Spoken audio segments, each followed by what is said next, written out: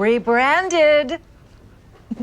What do we think? I love it. Welcome to Watch Mojo, and today we're taking a look at 10 times brands failed at redesigning their products and or rebranding themselves. Can't take the fail? Get out of the fail video. My pleasure. Number 10. Twitter becomes X. I just want to say I love this audience. A bird tweets. Twitter has a blue bird as a logo. Bird, tweet, tweeting, it all adds up, right? Well, all of that brand recognition and synergy kind of went out of the window when tech mogul Elon Musk acquired the social media platform and rebranded it as X. What is X?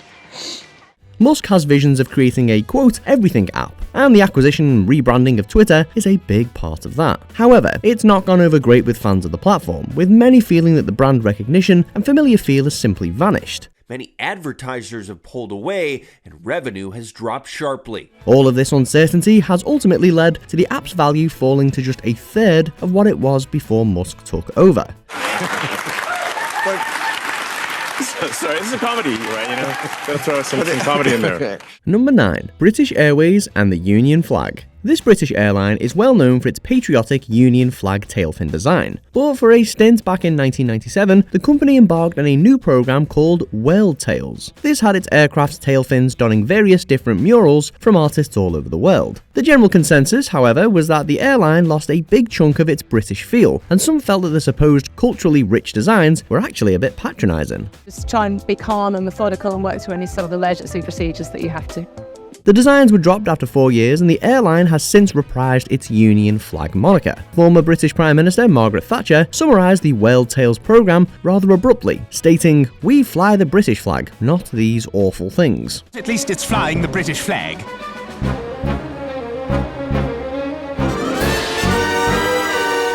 Number 8. Royal Mail becomes Consignia.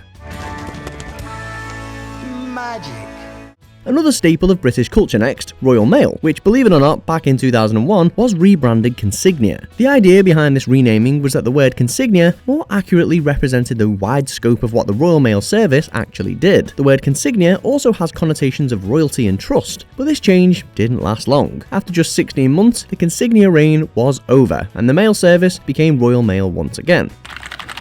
Oh, divine. Look at that.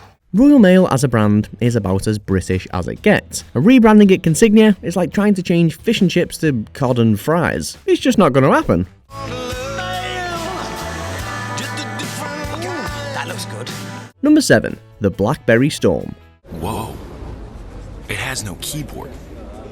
And then, did it just click?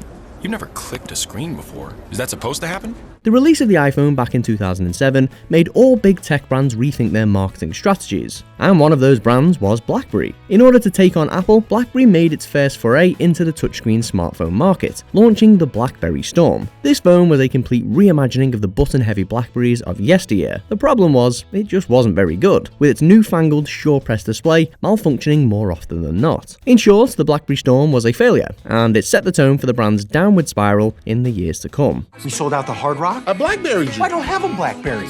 Tiffany, get him a Blackberry. Number 6. Radio Shack nicknames itself. Hey, Radio Shack, relax.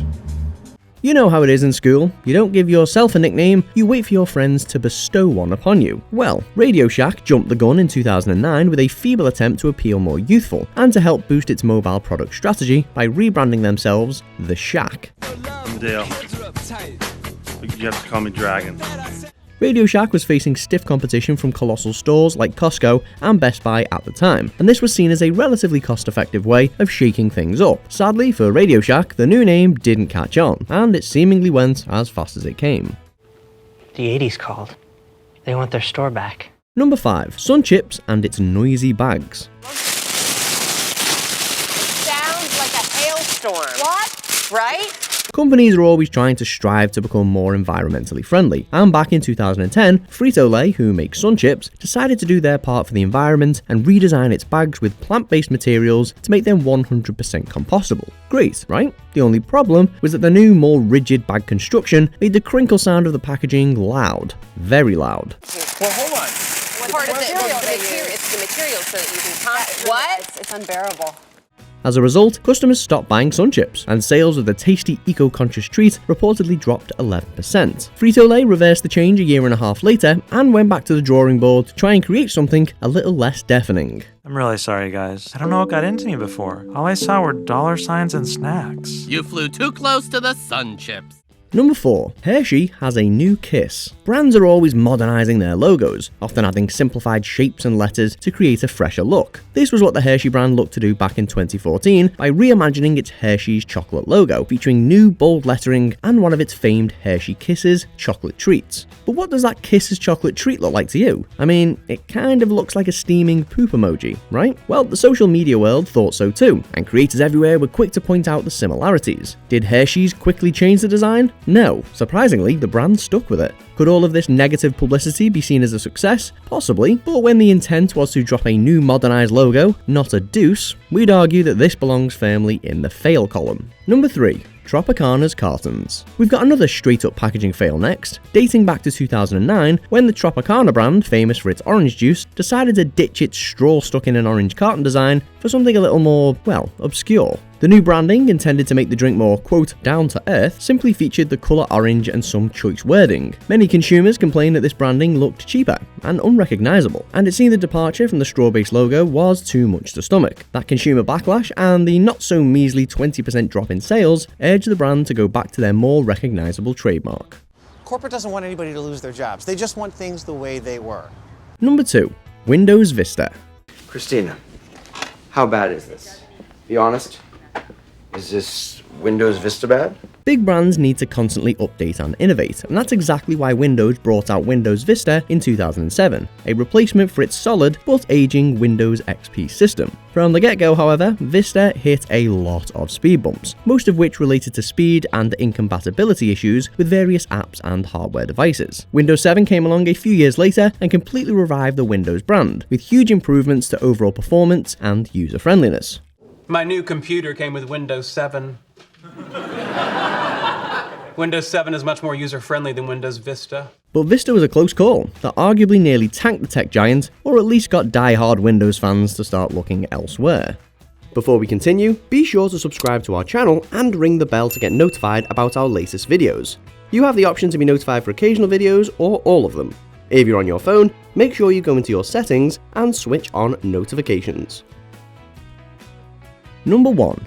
New Coke. Tomorrow, Coca-Cola Company will tell a thirsty world it's putting a smoother, sweeter taste into the most instantly recognizable bottle in the world. People don't like it when you mess with their cola. Pepsi tried it with Pepsi AM and failed miserably, and so did Coke. Back in 1985, Coke was facing increasing competition from Pepsi, so it decided to launch a new, sweeter formula carrying the unofficial name New Coke. Forbes magazine called it the blunder of the century. A little overblown, don't you think?